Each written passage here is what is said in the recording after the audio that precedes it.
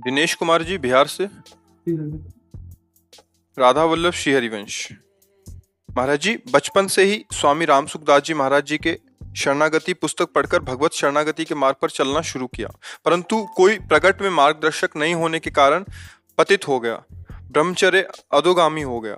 2.5 साल से सत्संग नित्य सुनता हूँ और राधा राधा राधा वल्लभ श्री हरिवंश जप करने का भी प्रयास कर रहा हूँ, फिर भी अखंड ब्रह्मचर्य नहीं रह पा रहा। कृपया मार्गदर्शन करें कि अब अखंड ब्रह्मचर्य रहकर आपके द्वारा। अखंड ब्रह्मचर्य बहुत कठिन बात है, बहुत कठिन बात। उसके लिए निरंतर सानिध्य चाहिए, प्रगट खान पान संयम आसन प्राणायाम व्यायाम। ये अखंड शब्द उनके अंदर आता है जो ऋषि कुलों में रहे हैं, जो ऋषियों के आश्रमों में शासन में रहे हैं, जहाँ संसार का इतना विषय बाहुल्यता है, जहाँ का खान पान अपवित्र है, जहाँ का संग दूषित है। तो आप कुछ क्रिया करें न करें, ऊर्ध्वगामी थोड़ी वीर हो जाएगा। और वीर बिना ऊर्ध्वगामी हुए अखंड कैसे हो सकता है? उसके लिए आसनों पर 6-6 घंटे पद्मासनों पर बैठे, हिल बिना हिले डुले, भीषण कष्ट हुआ पर उसे शांत, तो सुषुम्ना नाड़ी खुली, वीर ऊर्ध्वगामी हो।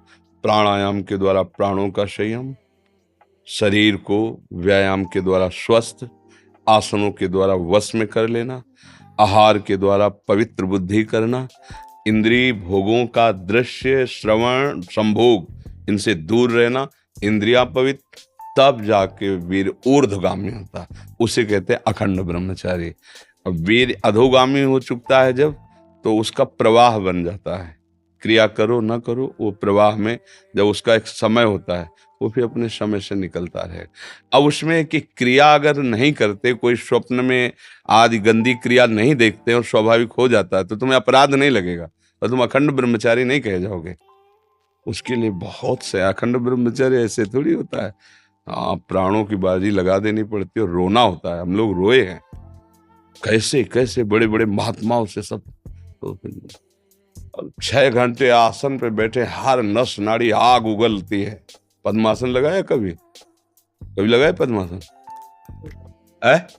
अब जानते हैं नहीं, तो अब अखंड ब्रह्मचर्य ऐसे थोड़ी रोका जा सकता है। सिद्धासन पर, सिद्धासन बाएं एड़ी गुदा और मूत्रेंद्री के बीच के स्थान में दबा के ऐसे, दाहिनी एड़ी उसके बीच में ऊपर ऐसे मूत्रेंद्री के ऊपर रख करके सीधे ऐसे, ये सिद्धासन। 3 घंटे बिना हिले, हर नस नाड़ी ऊर्जा, वो ऊर्ध्वगामी। ऐसे थोड़ी होता है कि ऐसे अखंड ब्रह्मचर्य तो शब्द ही नहीं लग सकता। ब्रह्मचर्य सुरक्षित रखने का प्रयास हो सकता है, जैसे खान पान, थोड़ा व्यायाम आदि से अखंड और निरंतर भगवदाकार वृत्ति, ना कोई विषय श्रवण, ना कोई विषय सेवन। ये तो बड़े बड़े ब्रह्म ऋषियों का संकल्प होता है, महात्माओं का जो योग में चढ़े बड़े हैं।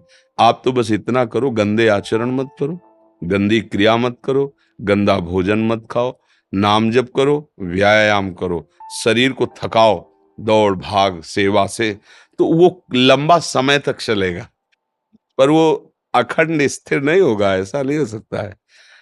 व्यवहारिक वातावरण में सांसारिक भोगों के बीच में रह के मनमानी भोजन करते हुए ऐसे ऐसे नहीं होता है। शून्याकार वृत्ति, प्राण संयम, मन पवित्र, जितेंद्री और फिर वीर ऊर्ध्वगामी।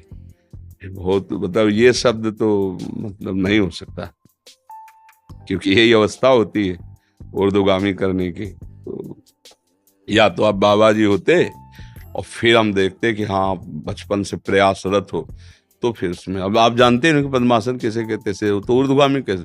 मेरुदंड 6 घंटे 8 घंटे एकदम 90 अंश के कोण में सीधा,